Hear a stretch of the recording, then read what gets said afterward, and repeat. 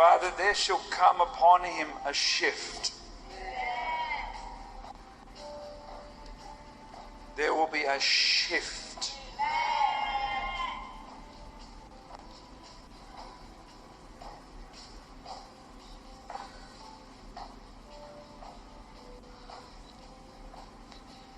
And sometimes we despise the days of small beginnings. But God is ever watchful. Is there a man? Is there a man, he calls? Is there a man or a woman who will stand with me? He's not looking for the biggest. He's not looking for the wealthiest. He's not looking for the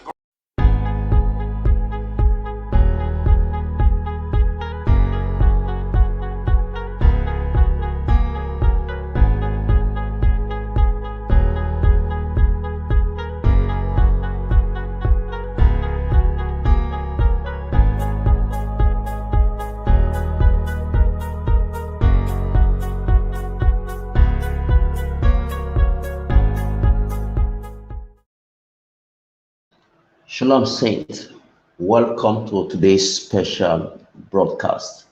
I'm going to be taking you through a very intimate topic titled The Test of Frustration. Now this brief exhortation is geared to empower you, to help you understand your stage and the season where you are at right now. It's a special broadcast, so I want to right now encourage you to please share this broadcast, invite your families, invite your friends to be a part of this brief broadcast titled The Test of Frustration. Father, we thank you for your word in this season. We appreciate you for you've called us by your name, and we are your people, and you are showing us truth from your word to prepare us for the next level. We bless you this season. We appreciate you. We give you all the praise and all the glory in Yeshua's mighty name. Pray. Amen. Quickly invite someone to be a part of this broadcast titled The Test of Frustration. Have you ever been frustrated? Have you ever known frustration? And what is frustration?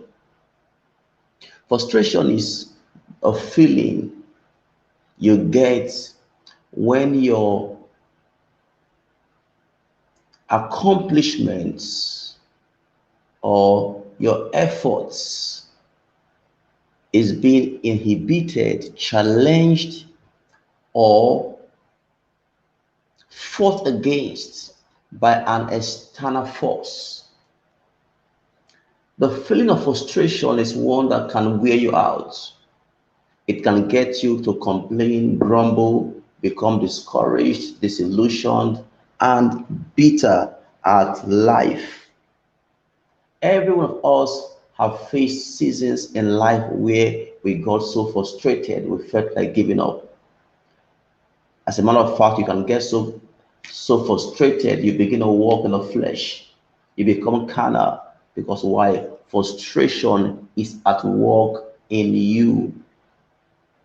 And many times, the challenges people face is in knowing what is happening to them. What is Elohim doing? What is the adversary doing when frustration comes? Now, one thing I've come to discover in my life is this: frustration is a design or a plot of the enemy to get us off our assignments. Now, and this is so profound. This is so profound. And we've not really taken note at this, but every great ministry, every great business, every great entrepreneur, every great believer will face seasons of frustrations. And you cannot do great things or build great work for Jehovah without understanding the season or the test of frustration. Some of us right now were frustrated with our jobs. You're frustrated at your place of work. You're frustrated with your husband. You're frustrated with your wife. Did you know that a large amount of divorce is rooted in frustration, irreconcilable differences born from a frustration coming from one of the spouse or the other? So frustration can come from your husband, it can come from your wife. Even your children can get you frustrated. The weather can get you frustrated. Circumstance you can't even understand. You can even frustrate yourself. People are frustrated by their own selves. The devil may even orchestrate events, activities that will bring loss, setback, disappointment, and each of these things have an intention to get us to the place of being frustrated and eventually to give up on God's high calling or God's purpose and plans for our lives. So how are we supposed to handle frustrations? How are we supposed to understand this enemy, this adversary, and become strong enough to face frustration and overcome frustration? Now, let me tell you something. Behind every great, beautiful building is an ugly foundation. Behind every great artwork, masterpiece work, are sketches, drawing boards, are rough places. And even great paintings have come out of great frustrations. Great songs have been born out of great frustration. Great messages have come from great frustration. Even great ministries have been born out of great frustration. The challenge is this: would you allow frustration make you quit on your dream? Would you allow frustration make you quit on your assignment? Would you allow frustration make you quit on that business? When the enemy knows you have a great dream, a vision from Jehovah, he is going to begin to walk around your environments. He will walk around things, walk around people, close, intimate, far and wide, to create around you frustration that will eventually make you pack your bag and tell yourself, I quit. I'm not doing it. I'm fed up. Many have walked away from the completion of a great mission. I read a story of two miners who went in search of gold. They began to dig. They dug so deep, they didn't find gold.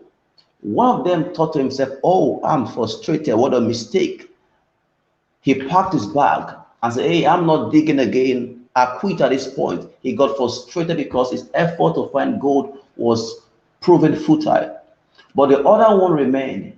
And while this other man walked away from the very place where gold was hidden, he quitted because he was frustrated because he had not found gold. The other man said, "Oh, I'm going to give it a try. Perhaps." He left his own direction, went to the same place where his friend had quitted, and just hit the earth just one time. Bam, came gold. Bam, he discovered gold. One man quitted at the very point where gold was buried.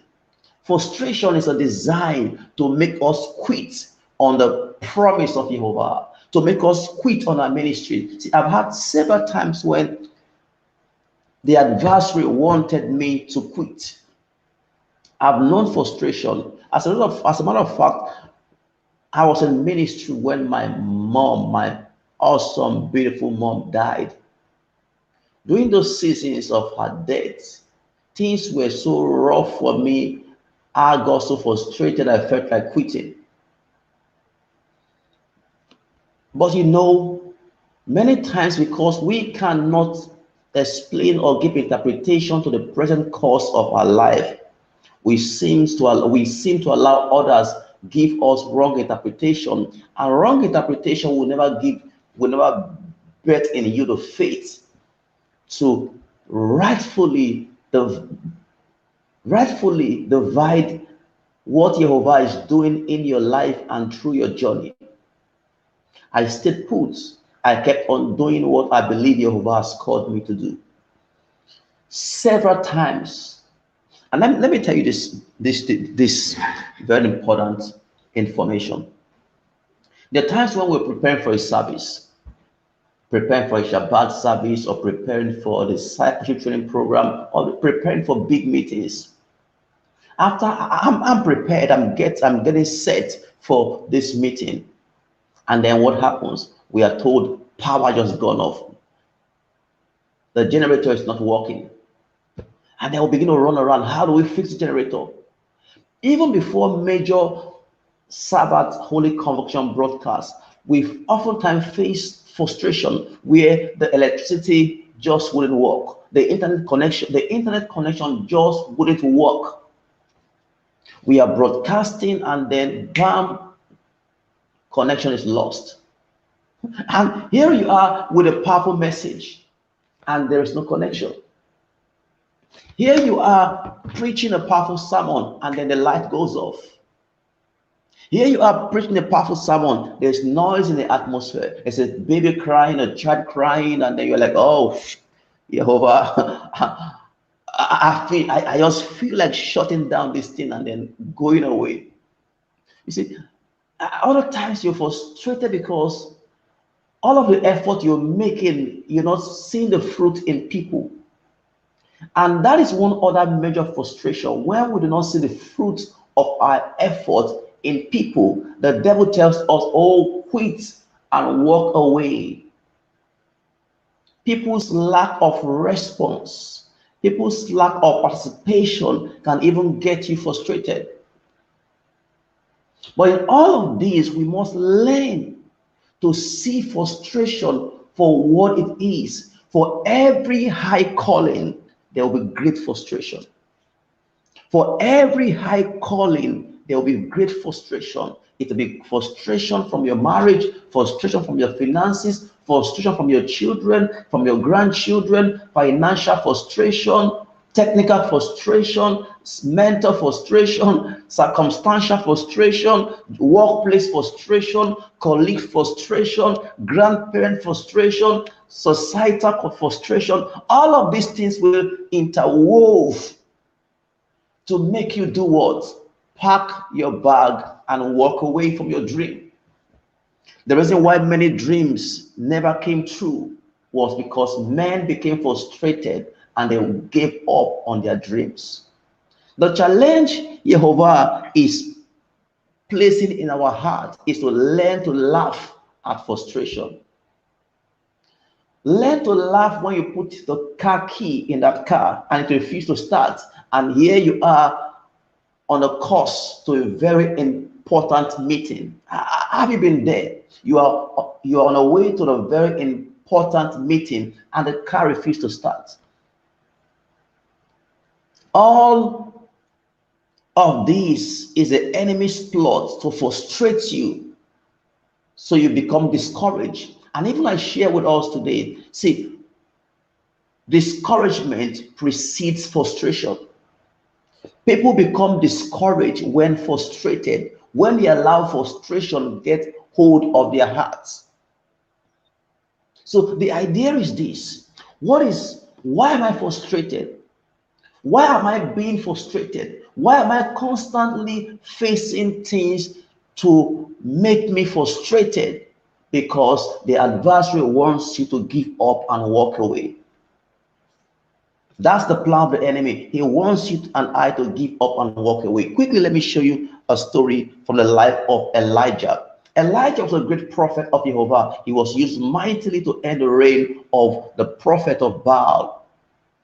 And through his life, he was able to bring about a reformation that restored Israel back to the true worship of Elohim. But in the course of Elijah's ministry came seasons of frustration, or the test of frustration. At this time in his life, he felt alone. He felt every other prophet have quitted on Jehovah.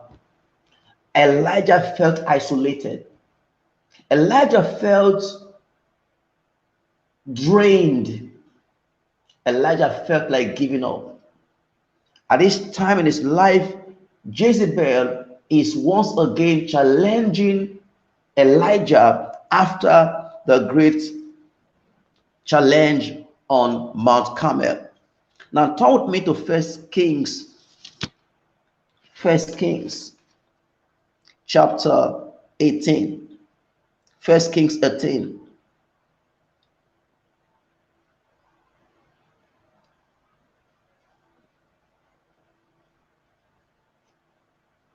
Okay, we should read chapter 19. First Kings chapter 19. First Kings chapter 19. From verse 1. And Ahab told Jezebel all that Elijah had done, and with how he had slain all the prophets with a sword.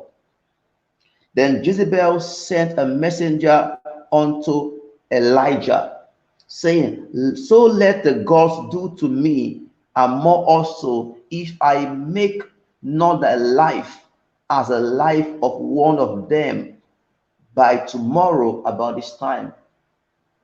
Elijah had destroyed the prophets of Jezebel.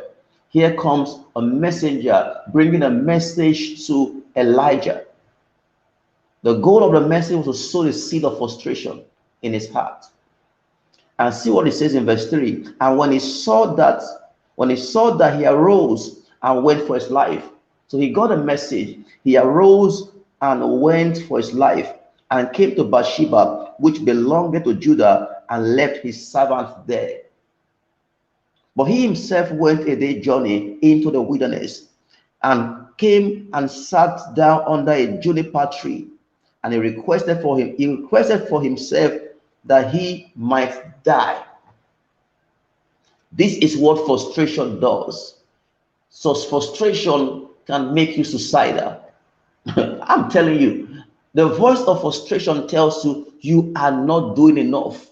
The goal of frustration is exhaustion.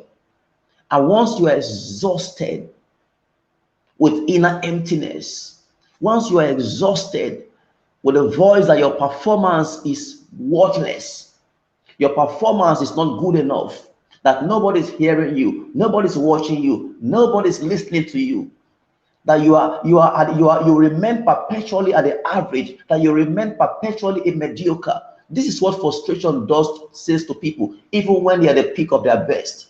Frustration will undermine your best performance. So, and this is it, because we often want to make people see we're doing good, we're looking fine. But let me tell you, behind every beautiful work are seasons of frustration. Behind every beautiful product, behind the scene is frustration. Seasons of frustration, we press through. The pressure to press through to do what we do. So you're not going to do the work of Jehovah because everything is rosy. We press through even in the face of the frustration, to do what we are called to do. And you must be the same. You must be like a master sportsman. You're frustrated, but you must train. You're frustrated, you must exercise. You're frustrated, you must keep doing what you are meant to do if you are gonna come out on top. Here is Elijah, the mighty prophet of Jehovah. He is now in a place in his life where he tells himself in verse 4 of 1 Kings 19, but he himself went a day journey into the wilderness and came and sat down under a juniper tree. And he requested for himself that he might die, and said, "It is enough now, O Jehovah. Take my life, take away my life, for I am not better than my fathers." This is a voice of frustration. It undermines your efforts. It undermines your purpose. It undermines all of the principles you've lived by, because you are exhausted when you allow frustration to get a hold of your heart. So what I've learned to do now, I've learned to dance. Learn to dance when it's raining. Learn to dance when it's sunny. Learn to dance when you're on the mountain. Learn to dance when you're in the valley. Dance through the disorder. Laugh through the chaos. Everything may not go fine. Laugh all the way. Laugh all the way. Plans may not go accordingly, but do not let the plans that fail to go accordingly make you frustrated. And do not allow frustration begin to reflect in your face, that you lose your joy and that you undermine your great assignment from Jehovah. Never allow frustration cause you to give up on your assignment. And here is Elijah, the great prophet of Jehovah, who faces frustration and he's requesting that his life be taken from him. I am not better than my fathers. In verse 5, and as he lay and slept under a juniper tree, behold, then an angel touched him and said unto him, "Arise and eat." And he looked, and behold, there was a cake baked on a coal, and a cruse of water at his head. And he did eat and drink, and laid him down again. And the angel of Jehovah came again the second time and touched him, and said, "Arise and eat, because the journey is too great for thee." I tell you, saint, the journey is great. The journey is great. Don't let frustration end your ministry. Don't let frustration end your business. You may have gone through bankruptcy. The reason why you went to the bankruptcy was the enemy trying to frustrate you to give up on the dream of that business. The reason why you've gone through sicknesses and affliction was the enemy wanted to use that sickness to get you frustrated and to forget and to quit on your dream. You may have lost a loved one. You may have lost a wife, lost a husband, lost a daughter, lost a child, lost a friend. Whatever loss you face today, the goal of the loss, why the adversary brought in that loss, was to get you frustrated and to wear you out. But today we may stand and say, "Father, I decree and I command all seeds and arrows of frustration to be broken off my life. I cancel discouragement. I cancel the suicidal thought, and I decree the journey is still far from me. I'm not going to quit. I'm not going to let go. I'm going to keep going." And this is the spirit of faith. Elijah is told the journey is still too great for him. Why do you not quit now, Elijah? Don't let frustration make you quit. In verse 8, and he arose and he did eat and drink and went in the strength of that meat 40 days and 40 nights unto Horeb, the mount of Elohim. He went in the strength. Frustration steals your strength, for the voice of Jehovah, the word of Jehovah, the bread of life, renews our strength to go on. That is why the word is so important. Without his word in our heart, we have no fortress to fight and to resist the voice of frustration. The word of Jehovah is a strength against the attack of the adversary to frustrate. Now, let's see Elijah's lamentation, the root behind his frustration. Now, look at verse 9. And he came thither unto a cave and lodged there. And behold, the word of Elohim came unto him, saying to him, what doest thou here, Elijah? Frustration moves you in the wrong direction. Frustration moves you counter the path Jehovah wants you to walk in. In verse 10, he said, why are you where you are, Elijah? Why are you not in the mission? Why are you not in the assignment? Why are you not in the purpose? It tells Jehovah, I have been very jealous for Jehovah, Elohim of hosts.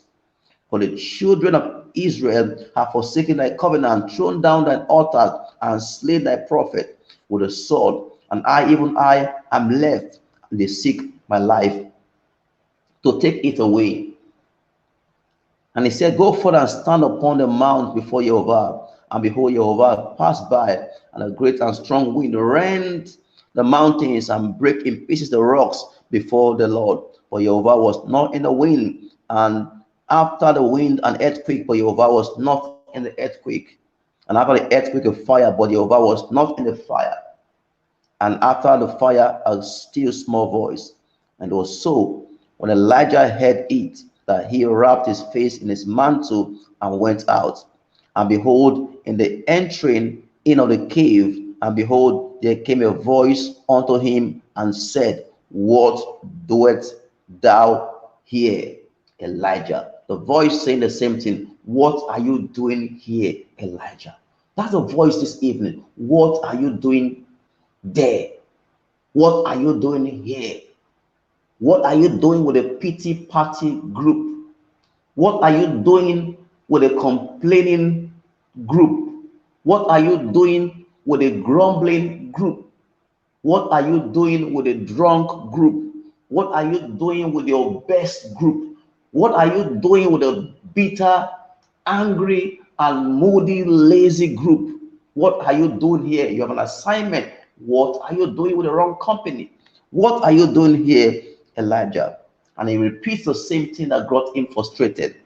He said to Jehovah, I have been very jealous for Jehovah, Elohim of hosts, because the children of Israel have forsaken thy covenant, thrown down thy altar, and slain thy prophet with a sword. And I, even I, am left, and they seek my life to take it away.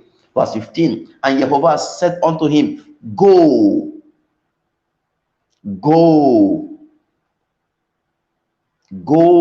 return on the way to the wilderness of Damascus, and when thou comest, anoint Hazael to be king over Syria.